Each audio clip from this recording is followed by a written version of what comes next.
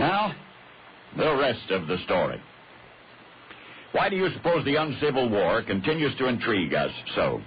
Could it be the irony of a nation calling itself the United States falling so bitterly into disunity? So passionate is this ongoing fascination that buffs find themselves in frequent disagreement. However, there seems to be a consensus that the war officially began April 12, 1861 at Fort Sumter. But who fired the first shot? It's been the subject of a lively debate among historians for more than 100 years. Most of the details regarding the assault on and defense of Fort Sumter were scrupulously recorded, but nobody remembers, that is, with certainty, the identity of the man who pulled the trigger and plunged the nation into its darkest hours. For many years, the distinction was bestowed upon one Edmund Ruthyn, a Virginia agriculturalist whose eagerness to have it out with the Yankees was indeed well known. Other names have been mentioned along the way, a lieutenant named Gibbs, a private named Halsey, even a little girl named Frances Pickens. Well, today's authorities say that probably Confederate Lieutenant S. Farley fired the opening shot of the Civil War.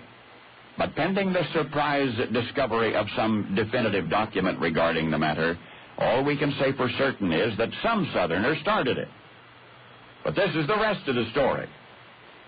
For all the uncertainty as to who shot first, there is no question whatsoever concerning who shot back. He was a senior captain of the Federal garrison defending Fort Sumter. He was, in fact, second in command, and his name was Abner. And you will recall that the fort was, in fact still is, located in Charleston Harbor, some distance from shore. The Yankees were in possession of the fort. The Rebs told the Yankees to get out. The Yankees said they would think about it, but they didn't think hard enough to suit the Rebs. At 4:30 a.m. on that fateful Friday, a Confederate artillery shell roared into the black sky from the ironclad battery on Morris Island. Now, Abner was asleep inside Fort Sumter. Abner was sound asleep until that Confederate shell crashed through the masonry and exploded not far from the captain's head. Well, that rude awakening made Abner very angry. So, abruptly awakened, he managed to gather his wits about him, sought out and found the first Federal cannon within reach.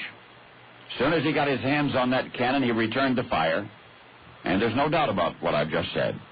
For having fired the first Union shot of the Civil War, Abner nonetheless remains a mere footnote in the history of that conflict. You've never heard before that it was he who fired the first shot. Posterity has all but ignored what Abner did. Instead, Abner has been praised for something he never did. What he did not do was invent baseball. And yet he, Captain Abner Doubleday, in April of 1861, did indeed throw out the season's first Yankee cannonball. Now you know the rest of the story.